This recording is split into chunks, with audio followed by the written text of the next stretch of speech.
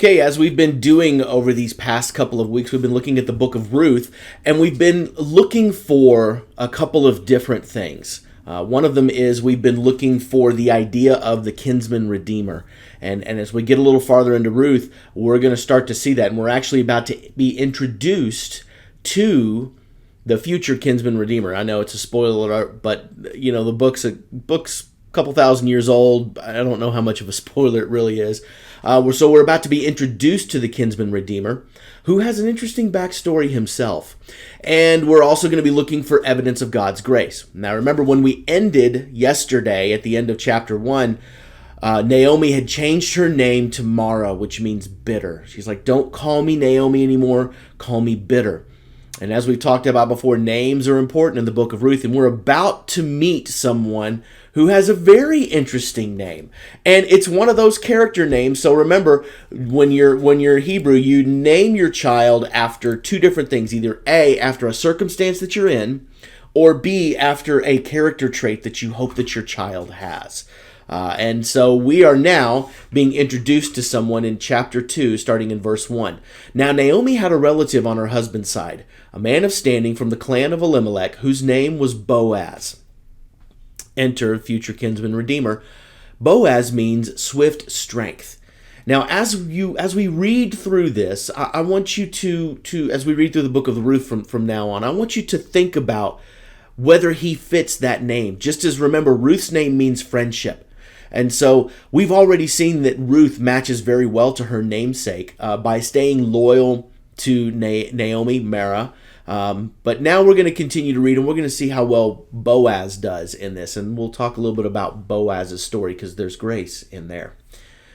And Ruth, the Moabite, still known as Ruth the Moabite, said to Naomi, "Let me go to the fields and pick up the leftover grain behind anyone in whose eyes I find favor." Naomi said to her, "Go ahead, my daughter." So she went out, entered a field, and began to glean behind the harvesters. Now, this is an important thing because this is actually a command from the Old Testament back in the Mosaic laws.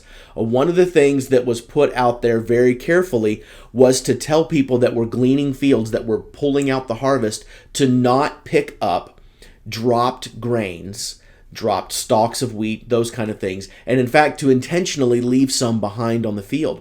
And the reason being was so that widows and orphans could come by, those that were poorer could come by and pick up the remaining stuff. So it was a form of charity. Now, this is a little counterculture to us these days. It's hard for us to think about because charity for us oftentimes means, we don't know their circumstances, we don't know what's behind them. Well, in this case, nobody knows the circumstances of the people that are behind picking up the wheat, picking up the grains, the stalks, and those kind of things. God just simply commanded them to serve those that are poor, the widows, the orphans. So, obviously, whoever owns this field is following these rules. And this is important because, remember, this is the time of the judges when everyone did what they liked. So, we already are having a little bit of foreshadowing of someone who possibly, still loves God.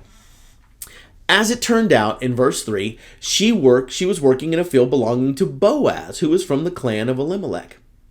And then Boaz arrived from Bethlehem and greeted the harvesters. "The Lord be with you." "And the Lord bless you," they answered. So already we see this is a man that must have some kind of relationship with God because he's already using and invoking God's name. And that's not something that you do lightly. It's not something that you take lightly at all. And this is the Lord as in I am Yahweh. So he is also saying, hey, this is my God.